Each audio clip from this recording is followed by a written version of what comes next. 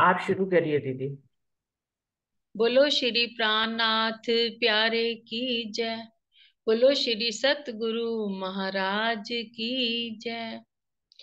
जहाँ प्यार ही बस प्यार है, वो आपके हैं चरण पिया। जहाँ गम से चैनो करार है, वो आपके हैं चरण पिया। जहाँ प्यार ही बस प्यार है, वो आपके हैं चरण पिया।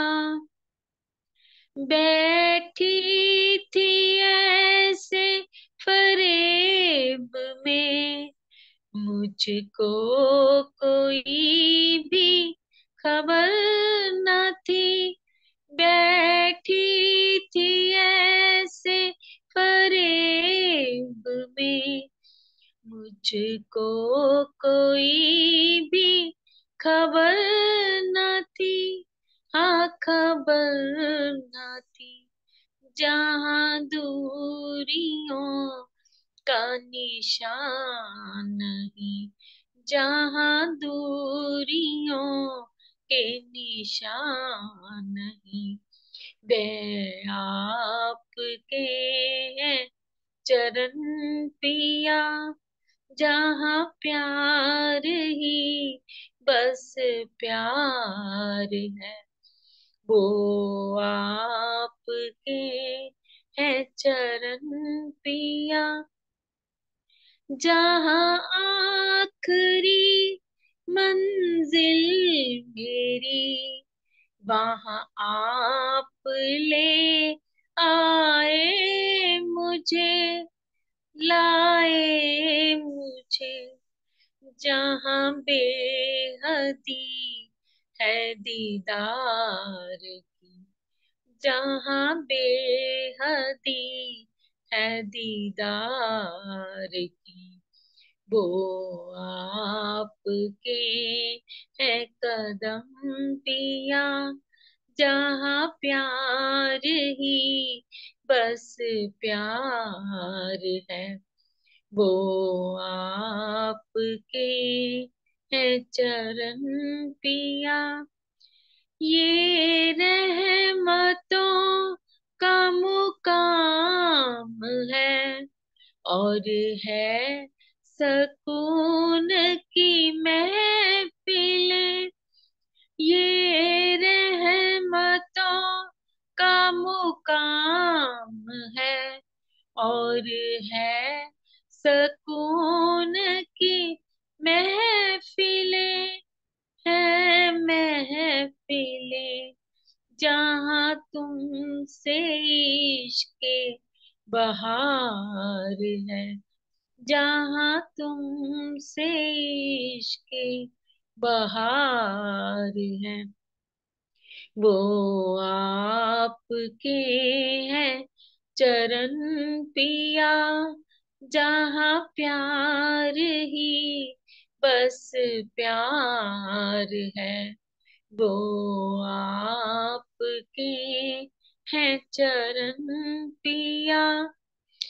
मेरे दिल में है ये कदम तेरे, तेरे कदमों में है दिल मेरा। मेरे दिल में है ये कदम तेरे, तेरे कदमों में है दिल मेरा, है दिल मेरा। मैं जहाँ कभी तन्हा नहीं, मैं जहाँ कभी तन्हा नहीं, वो आपके हैं चरण पिया। जहाँ गम से चैनो करार है, वो आपके हैं चरण पिया, जहाँ प्यार ही बस प्यार है, जहाँ प्यार ही बस प्यार है, वो आपके हैं चरण पिया। बोलो श्री प्राणनाथ प्यारे की जय।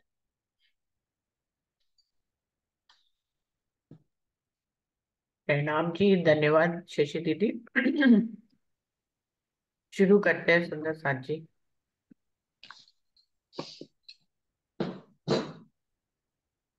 सभी सुंदर साथ जी को प्रेम प्रणाम। प्रथम लागो दोई चरण को, धनिये न छुड़ाइयो खेन। लाख तली लालेड़िया, मेरे जीव के ही जीवन। इन पाँव तले पड़ी रहूं, धनी नजर खोलो बातून। पलना वालों निरखो नेत्रे, मेरे जीव के ही जीवन, मेरे जीव के ही जीवन। श्री बंदो सतगुरु चरण को, करूं सो प्रेम प्रणाम। अशुभ हरन मंगल करन, धनी श्री देव चंद्र जी नाम। श्री प्राणनाथ निज मूल पति, श्री मेहराज सुनाम। तेज कुंवर श्यामा युगल, जी को पल पल करूं प्रणाम। पिया जी को पल पल करूं प्रणाम। सुंदर साजी, युगल दास जी कृत मनमोहन रसानंद सागर का पेज नंबर 38 चल रहा है। हेडिंग चल रही है आचमन बीड़ा, जिसमें सभी सखियां जब नीचे राज्य को भोजन कराकर पहली भोग में रसोई की हवेली में भोजन करने जाती हैं, और भोजन करने के बाद जब ऊपर आती हैं तो राज्य के चरणों में प्रणाम करती हैं, उनके चरणों को चूमती हैं। राज्य भी सभी सखियों को पान का बेड़ा खिलाते हैं, 12,000 सखियों को पान का बेड़ा खिलाते हैं और अपने होठों से उनको प्यार दर्शाते हैं। उसके बाद राज्य श्यामा जी नीलो पीलो मंदिर में विश्राम करते हैं और बाकी सखियों को खेलने की आज्ञा दे देते हैं। तो वर्णन यहाँ पे चल रहा था कि सारी सखियां जब राज्य विश्राम करते हैं तो टोले टोले में कैसे खेलती हैं। कोई सखी जो है रंग भवन की परिक्रमा करने लग जाती है, कोई सिंहों के ऊपर सवारी करती है, कोई घोड़ों के ऊपर सवारी करती है, कोई हाथियों के ऊपर सवारी करती है, कोई चांदनी में चली जाती है, कोई झरोकों में बैठ जाती है, कोई झूले झूलने लग जाती है, और कोई आपस में अपने अपने घोड़ों को लड़ाने लग जाती है। तो इस तरह की लीलाएं सखियां आपस में करती हैं। यही प्रसंग यहाँ पर चल रहा है। तो कोई सखी रंग भवन की परिक्रमा करती फिरती है, कोई सखी रंग भवन की परिक्रमा करने लग जाती है, आनंद में मस्त है। राज्य का आनंद तो हर पल है, चाहे राज्य ऐसा लग रहा है कि देखने में वो नीलो पीलो मंदिर में श्यामा जी के साथ विराजमान है, लेकिन राज्य हर सखी के दिल में है और हर सखी राज्य के दिल में है। तो उस आनंद में अतिरेक सखी राज्य के साथ ही होती है। तन के रूप में ऐसा दिखता है कि वो लीला के माध्यम से राज्य इस समय नीलो पीलो मंदिर में है, पर राजी हर सखी के साथ होते हैं। राजी रूह के ही स्वरूप में होते हैं, रूह के ही जो आकार है प्रकृति है उसमें राज्य उसके साथ होते हैं। तो वहां पे जुदाई एक पल की भी नहीं है। जैसे शशि दीदी ने आज भजन गाया भी है कि जहाँ दीदार ही दीदार है, कोई दीदार के अलावा कोई बात ही नहीं है, जहां पे जुदाई है ही नहीं। आप सोचे कि नीलो पीलो मंदिर में है राज्य तो रूह से अलग है, रूहें खेल रही है, ऐसा नहीं है। रूह के रूप में ही राज्य है, तो वहां पे जुदाई का एहसास नहीं है कि राज्य तो श्यामा जी के साथ है, ऐसा एहसास वहां पे नहीं है सुंदर साथ जी। तो कोई सखी रंग भवन की परिक्रमा करती फिरती है, कोई सखी मोरों को नचावती है और बंदरों पर बाजे बजावती है। कोई सखी मोरों को कहती है कि आप नाचो, उनके साथ स्वयं भी नाचने लग जाती है। और कोई सखी बंदरों बंदरों पर बाजे बजाती है और आप बांसुरी बजाती है। और कोई सखी क्या करती है, बंदरों को से बाजे बजवाती है और खुद बांसुरी उनके साथ ताल मिलाकर बजाने लग जाती है। तो ये खेल है सुंदर साथी, अलग अलग खेल है, अनोखे अनोखे खेल हैं कि बंदरों के साथ ताल मिला रहे हैं, बंदर बाजे बजा रहे हैं, सखियां बांसुरी बजाकर उनके साथ ताल से ताल मिला रही हैं। कोई सखी राग गावती है, और निज कर में बीना बजाती है। और कोई सखी जो है राग गाने लग जाती है, और कोई सखी अपने हाथों से बीना बजाने लग जाती है, और मृग कस्तूरियों को भुलाती है। और मृगों को इतना मस्त कर देती है अपनी वीणा में कि वो अपनी कस्तूरी को ही भूल जाते हैं। तो इस तरह से महल मंदिर वन बगीचे पशु पक्षियों को बीच रस रंग के छकावती है। अपनी वीणा बजाने से, अपने राग अलापने से वो परम धाम के पशु पक्षियों को, वहां के वन को, बगीचों को, महल को, मंदिरों को, सबको प्रेम के आनंद के रस में छका देती हैं। इतना सुंदर वीणा बजाती हैं, इतनी सुंदर राग अलापती हैं कि सारे महल मंदिर बाग बगीचे पशु पक्षी उनकी इस तान में जो है मदमस्त हो जाते हैं। तो सुंदर साथ जी देखिए, अरस परस का भाव है, क्योंकि हर रूप में राज्य ही है। तो कभी पशु पक्षी वाद्य यंत्र बजाते हैं और सखियां सखियों को रिझाते हैं, सखियां उनके आनंद में खो जाती हैं।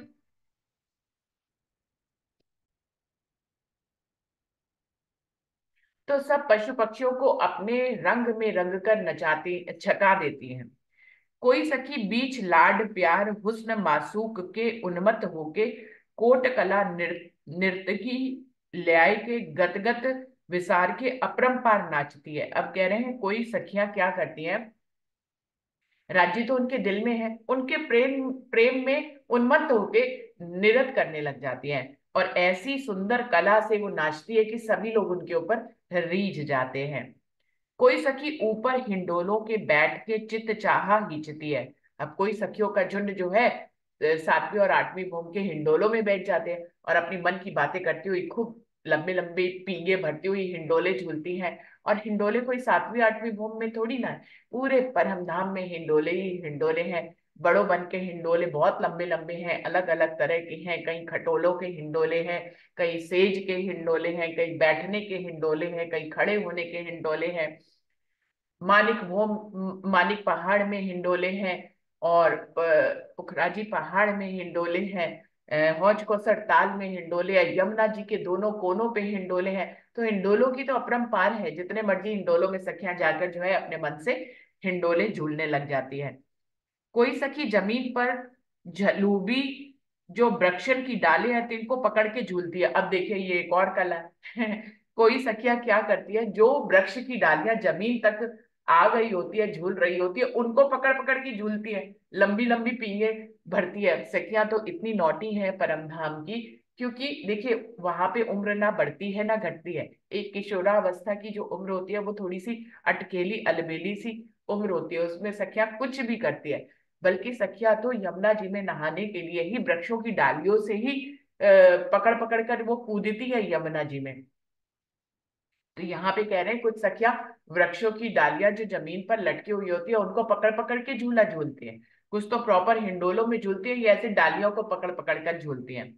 जमीन से आसमान पर और आसमान से जमीन पर संग डाल के आती जाती है। उस डाली को पकड़कर उसी डाली के साथ कभी आसमान तक ऊपर चली जाती है, कभी उसी डाली के साथ जमीन पर आती है। इस तरह के हिंडोले, इस तरह के खेल करती है कि उस डाली के साथ ही ऊपर नीचे जैसे हिंडोलों में किया जाता है वैसा ही ये डालियों के साथ करती है और मदमस्त होती है। और एक सखी मानिंद बंदर के डाल से ऊपर डाल के जाती है और बीच में गुलाटे खाती है। एक सखी बंदरों की जैसे कला करती हुई एक डाल से दूसरी डाल पर कूदती जाती है, और कूदते भी बीच में गुलाटियां खाती है बंदरों की तरह। तो वो बिल्कुल बंदर की तरह जो है खेल करने लग जाती है। और एक सखी जमीन से डाल को पकड़ के ऊपरा ऊपर डालों डाल चढ़ के ऊपर चांदनी के जाती है। और एक सखी क्या करती है, उसको रंग भवन की चांदनी पे जाना है, वो वृक्षों की डालियों को ही पकड़ पकड़ कर चांदनी पे चली जाती है। कोई सुंदर साथ बताएंगे किन्हीं को अगर नक्शा आता हो कि परम धाम की चांदनी, रंग भवन की चांदनी पर डाली को पकड़कर किस रास्ते से जाया जा सकता है, किस तरफ के वृक्ष ऐसे है जो चांदनी से जाकर मिले। कोई सुंदर साथ को पता है? प्रणाम जी दीदी। दीदी ताड़वन के वृक्ष मिले हैं चांदनी से जाकर। बिल्कुल। ये किस दिशा में है? दीदी उत्तर दिशा में आए हैं ये। हाँ, उत्तर दिशा में आए। चाड़ वन के वृक्ष भी चांदनी के साथ मिले हैं और बड़ों वन के वृक्ष भी चांदनी के साथ मिले हैं। ये सारे वृक्ष जो है आप इनकी डालियों को पकड़ लीजिए तो सीधा चांदनी से जाके मिलेंगे। चांदनी पे आप सीधा ताड़वन के वृक्षों के ऊपर चढ़ते चढ़ते सीधा चांदनी पे चले जा सकते हैं। जो पूरब दिशा में केल, निमोई, अनार, अमृत, जाबू, नारंगी और बट के वृक्ष हैं, वो सिर्फ 2 तीसरी चांदनी गए हैं। केल का 5 छठी चांदनी गए हैं, लेकिन बाकी के वन जो है वो 2 तीसरी चांदनी गए हैं। बट पीपल की चौकी भी जो है 4 5वीं चांदनी है। फूल बाग भी जो है 2 तीसरी चांदनी है।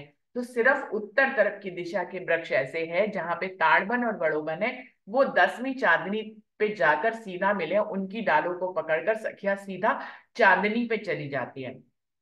एक सखी चांदनी से डालो डाली गुलाटियां उतरती है और गुलाटियां पहली डाल से ऊपर जिमी के आए खड़ी होती है। और फिर कुछ सखियां जो चांदनी पे होती हैं, जैसे चांदनी पे चढ़ी थी डालियों के सहारे, वैसे ही डालियों के सहारे वो जमीन पर भी डाली डाली पकड़कर नीचे जमीन पर भी आ जाती हैं।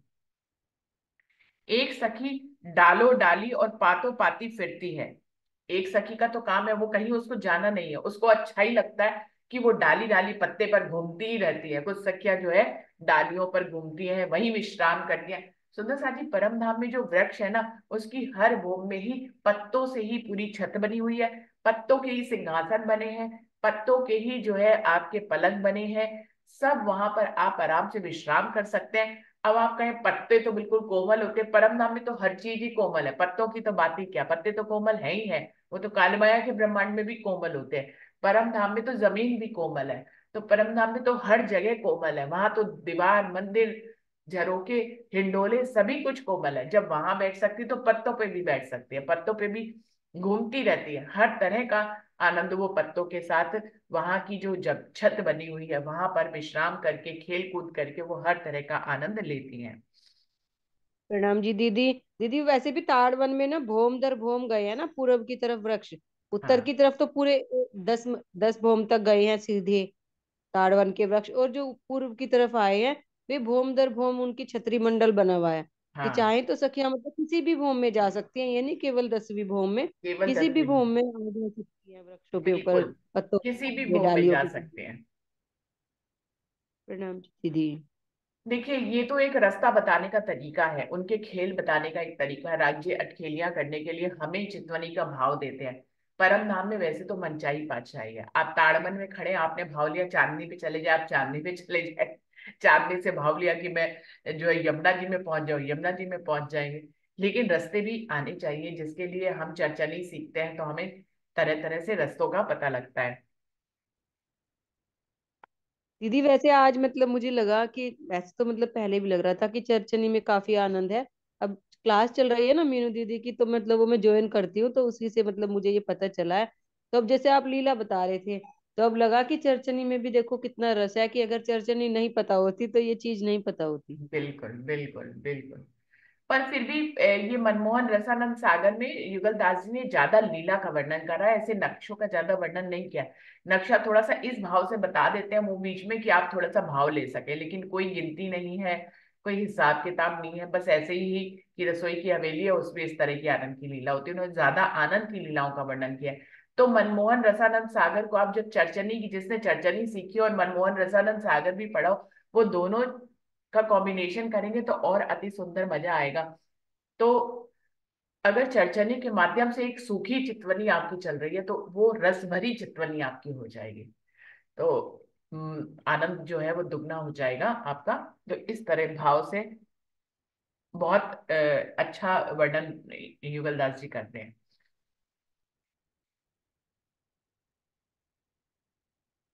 तो पातो पातो फिरती है। एक सखी एक डाल पर चढ़ के दूसरी डाल हाथ से पकड़ के मानित बंदर के हाथ से हिलाती है।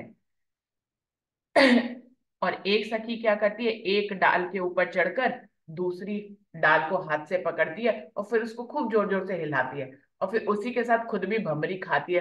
तो इस तरह से आनंद की लीलाएं हैं, कैसे भी कर सकते हैं। एक सखी ऊपर डालों के पीछे, एक सखी एक सखी ऊपर डालों के पीछे बंदर लंगूरों के ऊपर ठेक उन्हों के ठेक देती है, गुलाट ऊपर गुलाट लेती है। तो कोई सखिया जो है बंदरों के साथ ही तो खेलने लग जाती है, ऐसे डाली डाली पकड़कर गुलाटी पे गुलाटी लेती हुई, जैसा बंदर करता है उसके साथ ही वैसा करने लग जाती है। तो बंदर भी खुश हो जाते हैं कि हमारे साथ सखिया जो है खेल कर रही है, ऐसी सखिया भी खुश होती है कि हम बंदर के साथ खेल कर रहे हैं। गुलाटों पे गुलाटियां लेती चली जाती हैं। एके सखी रंग भवन की मेहराब झरोकों से ऊपर बनों के जाती है, और बन के मेहराब झरोकों से बीच रंग भवन के आती है। कुछ सखियां जो है मेहराब और झरोकों में बैठ जाती हैं, वहां पे बैठी हुई होती है, तो फिर उसके बाद उनका मन मचलता है तो वो ऊपर चांदनी के चली जाती हैं। उन्हीं मेहराबों से ही चढ़कर चांदनी पे चली जाती है।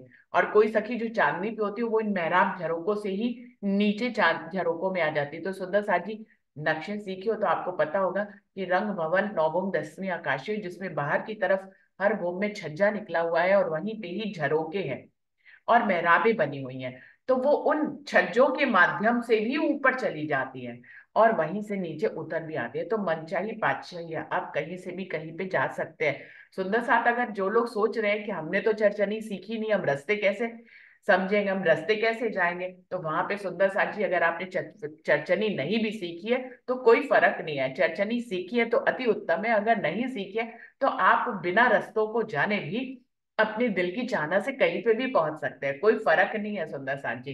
तो बिल्कुल भी मैं ये नहीं कहूंगी कि मनमोहन रसानंद सागर पढ़ने वाले जिन्होंने चरचनी नहीं सीखी है वो इसका रस और आनंद नहीं ले सकते हैं। इसमें जितनी लीलाओं का वर्णन किया गया है उसमें किसी भी चरचनी को सीखने की जरूरत नहीं है। आप राजी महाराज के सुख और आनंद की लीलाओं को इन्हीं भावों से ले सकते हैं जैसे युगलदास जी ने वर्णन किया है। आपको किसी जगह का नक्शा नहीं मालूम है, कोई बात नहीं, वहां की लीला तो मालूम है, आप लीला का भाव लेकर उस जगह का आनंद ले सकते हैं। और परम धाम में तो वैसे भी मनचाही बादशाही है। या विद से एक पहर लो आनंद लीला और रस किलोल करती हैं, पीछे एक पहर के आगे नीलो पीले मंदिर के में हाजिर होती हैं। तो इस प्रकार वो कह रहे हैं कि एक पहर पूरा 3 घंटे का समय, 12 से 3 का समय सखियों की इस प्रकार की लीला में व्यतीत हो जाता है। राज्य नीलो पीलो मंदिर में राज्य श्यामा जी विश्राम करते हैं, सखिया इस तरह की क्रीडाएं करते हैं। और फिर जब 12 से 3 बजता है, जब 3 बजता है तो सखिया नीलो पीलो मंदिर में वापस हाजिर होती हैं। किस लिए? अब राज्य का उठापन करना है। राज्य तो वैसे परम धाम में कभी नहीं सोते, लेकिन काल माया के ब्रह्मांड के हिसाब से लीलाएं हैं, सेवा पूजा है अष्टपहर की। तो अब 3 बजे क्या होता है, राज्य को उठापन की लीला होएगी, जिसमें सखियां नीलो पीलो मंदिर में राज्य को उठाएंगी, उनका श्रृंगार कराएंगी और फिर सब सखियां राज्य और श्यामा जी के साथ घूमने के लिए बाहर जाएंगे। तो 3 से 6 का जो समय होता है वो परमधाम से बाहर घूमने का समय होता है। थोड़ा सा श्रृंगार होता है और फिर बाहर सुखपालों में या तख्तरवा में बैठकर राज्य सभी सखियों के साथ घूमने जाते हैं।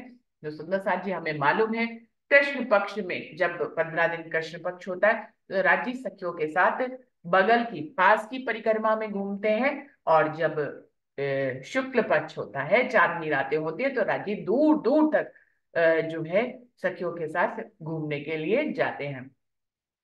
कृष्ण पक्ष में राज्य पास की परिक्रमा में घूमने जाते हैं, इसलिए जल्दी 6 बजे तक वापस भी आ जाते हैं और फिर रसोई की हवेली में भोजन कर कर चौथी भोग में निरत की लीला देखते हैं, फिर शयन की लीला के लिए जाते हैं। लेकिन जब शुक्ल पक्ष चलता है, चांदनी रातें चलती हैं, तो 3 से 6 और 6 से 9 तक लगातार जो है भ्रमण करते हैं, वनों में ही बाहर ही भोजन करते हैं और फिर वहीं पे ही खेल अटकेलियां करके सीधा 5वीं भूमि में आ जाते हैं। तो इस प्रकार की लीला अभी 3 बजे से शुरू होती है। तो पेज नंबर चल रहा है 39 और तीसरे पहर का उठापन। तो 3 बजे का उठापन की लीला अब यहाँ पर शुरू होती है। अब जाछिन रूहे संपूर्ण आगू नीले पीले मंदिर के आई, सोई तत्किन किवाड़ खुल गए। अब जैसे ही सारी सखियां अपना 3 बजते हैं, अपने सारे खेल जिनमें किलोल कर रही होती है, आकर सबको पता है कि राज्य से मिलना है, तुरंत ही जो है नीले पीले मंदिर के आगे एकत्रित हो जाती है। जैसे ही सखियां नीलो पीलो मंदिर के आगे आती है, किवाड़ दरवाजे नीलो पीलो मंदिर के स्वतः ही खुल जाते हैं। समस्त साथ ने दर्शन पाए, सब सुंदर साथ राज्य श्यामा जी का दर्शन लेते हैं। देखिए किवाड़ भी जो है वो चेतन है, इसलिए स्वतः ही खुल जाते हैं। अभी काल माया के ब्रह्मांड में भी सेंसिटिव डोर्स बनने लगे हैं अब। जहां पर कोई भी व्यक्ति यदि उस डोर के सामने आता है तो वो डोर अपने आप खुल जाता है। स्लाइडिंग डोर होता है जो सेंस से चलता है कि आपके कदम वहां तक पहुंचे नहीं, किसी व्यक्ति के कदम, तो वो अपने आप दरवाजा खुल जाता है। मेरे ऑफिस में ऐसा ही दरवाजा लगा हुआ है, सेंसिटिव डोर जिसको बोलते हैं, शीशे का बना हुआ होता है, वहां तक पहुंचे दरवाजा अपने आप खुल जाता है, आपको खोलना नहीं पड़ता है।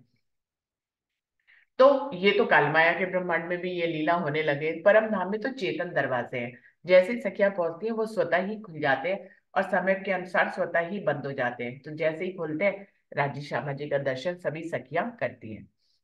चारों चरण कमल माशूक के छाती कूच अधुर नैनों से लगाए और मुख चंद माशूक के मानिद चकोर के एक टक हेर रही हैं।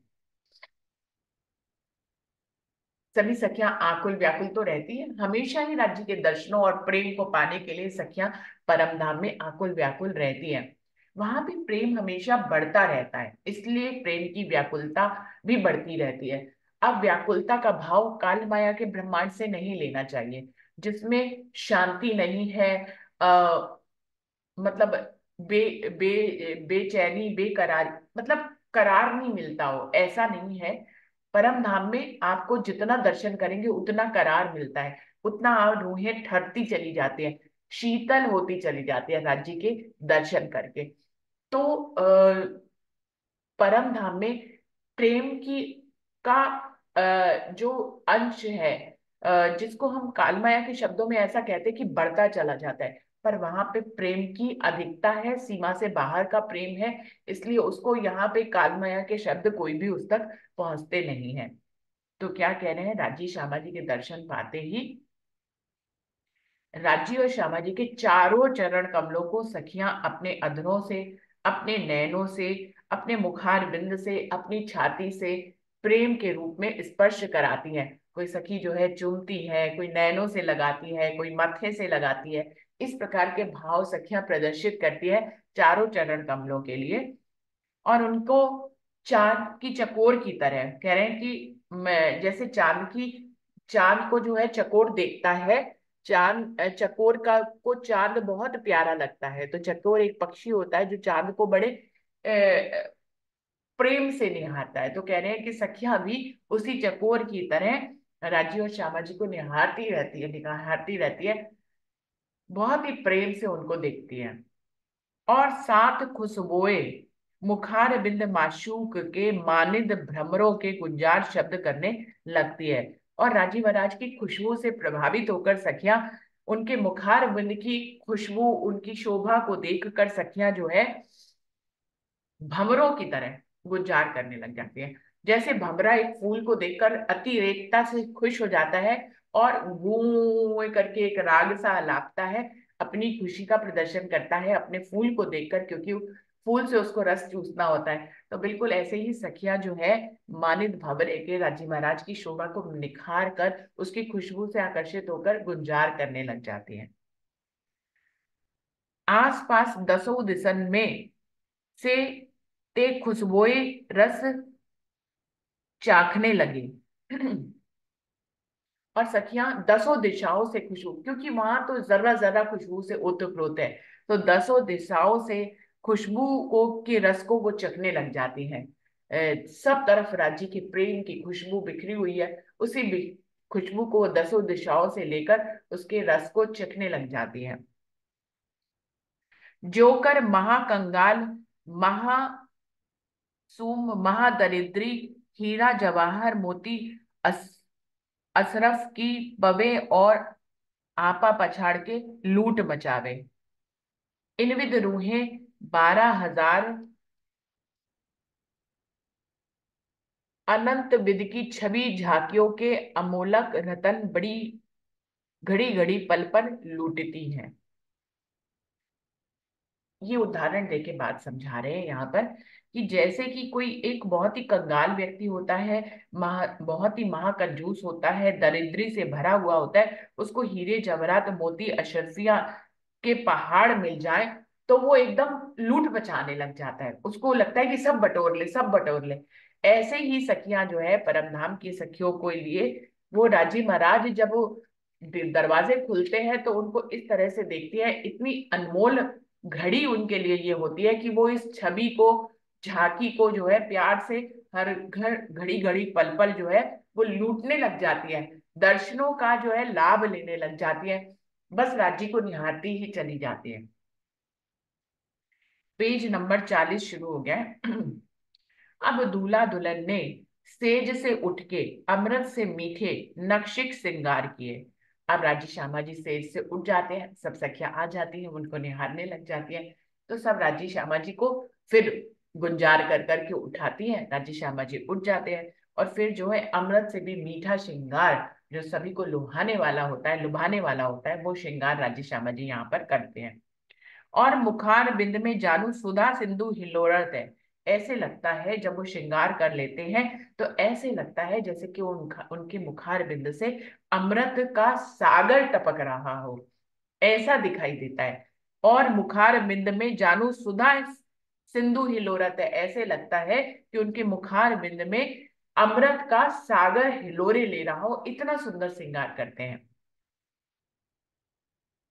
और सिंगार हक माशूक के हरदम ऊपर हर चश्म के जादू करते हैं। और राजी महाराज का श्रृंगार जो है वो अपने माशूकों के ऊपर एकदम जादू जैसा असर कर देता है। सारी सखियां उनके श्रृंगार में एकदम मस्त मस्त होकर खो जाती हैं, इतना सुंदर श्रृंगार करते हैं। और एक ही नजर में माशूक प्यारो कोट कटाक्ष करते हैं। और फिर इतना श्रृंगार करने के वो एकदम बाकी चितवन से हर सखी को देखते हैं। तो एक ऐसा तीर जो है कटाक्ष जैसा उनके दिल में चुभता है कि सखियां वहीं पर ही, क्या कहना चाहिए, वहां ये शब्द तो जोड़ ही नहीं सकते कि बेहोश हो जाती है उनके प्रेम में या उनके आनंद में सराबोर होकर। एक तीर सा उनको लग जाता है। राजी हर सखी को ऐसी बाकी चितवन से एक कटाक्ष भरे भाव से देखते हैं कि सखिया जो है वो उनको ऐसा तीर चुभता है कि वो घायल हो जाती है। जिनमें माशूक बेकल बेकरार हो जावे, संपूर्ण रूहों ने ऐसे श्रृंगार जादू के लिए हैं। सखियों भी श्रृंगार करके आई हैं, सखियां बिना श्रृंगार के नहीं आई हैं, सखियों ने भी ऐसा श्रृंगार किया है कि राज्य उनके ऊपर मोहित हो जाए, उनके ऊपर उनके रूप रंग का जादू चल जाए। देखिए परम धाम में तो जादू चलाना क्या, जादू चला ही हुआ है। हर पल हर घड़ी आशिक और माशूक के बीच में प्रेम का, श्रृंगार का जादू चला ही रहता है। लेकिन यहाँ की कालमाया के ब्रह्मांड के भावों से आपको ऐसा बताते हैं कि आप उसको दिल में चितवन कर सकें। तो क्या कह रहे हैं, सखियां भी ऐसा श्रृंगार करके आई हैं कि राज्य के ऊपर उनके श्रृंगार का, उनके रूप रंग का, उनकी छवि का जो है ना एकदम जादू सा चल जाए उनके ऊपर।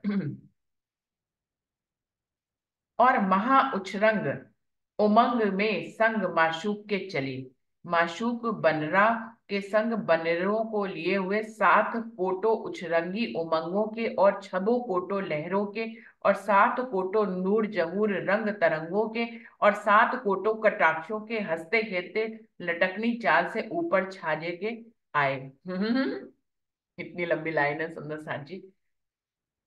अब सभी के दिल में क्या है, महा उछरंग है लिखा है। और महा उछरंग उमंग में, बहुत ही महान उछरंग में, उमंग में राजी माशूक जो है अपनी बनड़ी को लेकर, अपनी सखियों को लेकर, बनड़ा जो है वो कई कोटो उछरंग उमंगों की छवि, कई कोटो लहरों और प्रेम के साथ, करोड़ों नूर जहूर के साथ, तरंगों के साथ, कोटो कटाक्षों के हंसते खेलते रमते लटकनी पटकनी चाल चलते हुए छज्जे के आए।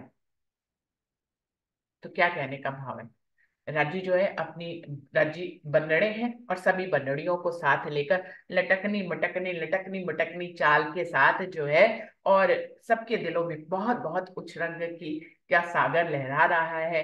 कई एक दूसरे के बीच में कटाक्ष मार रहे हैं, नैनों से नैन मिला रहे हैं, तीर से तीर चला रहे हैं। तो प्रेम के जो अतिरेकता में लटकनी मटकनी चाल चल के बन्नड़ा बन्नड़ी सब जो है छज्जे की तरफ आते हैं, नीलो किलो मंदिर से तीजी वब के पड़साल में कठेड़े की तरफ यानी कि छज्जे की तरफ आते हैं। गिरद्वाए झुंड रूहों के शोभायमान है, राजी जो है रूहों के झुंड के बीच में शोभायमान हो रहे हैं और मध्य में किशोर किशोरी राजित है, और सभी सखियों के झुंड के बीच में राजी श्यामाजी सुशोभित हो रहे हैं, शोभायमान हो रहे हैं। तो परम धाम का उस समय नजारा एकदम जो है सीमा से बाहर, शब्दों से बाहर का हो जाता है। कह नहीं सकते। कितने सुंदर लग रहे हैं। राजेश शर्मा जी भी बहुत ही सुंदर श्रृंगार किए हुए हैं, सभी सखिया ने भी बहुत सुंदर श्रृंगार किया है, क्योंकि सब कहाँ जा रहे हैं? अब घूमने के लिए जा रहे हैं। अभी पेज नंबर 40 पे ही पशु पक्षियों का झुंड का हेडिंग शुरू हो रहा है। अभी यहाँ पर कैसे पशु पक्षियों के झुंड के बीच में राजी जाते हैं, इसका वर्णन है। हम्म, सुंदर सा जी, एक ही मिनट रह गया, मुझे लग रहा है इसको जो है दूसरी क्लास में ही शुरू करते हैं। तो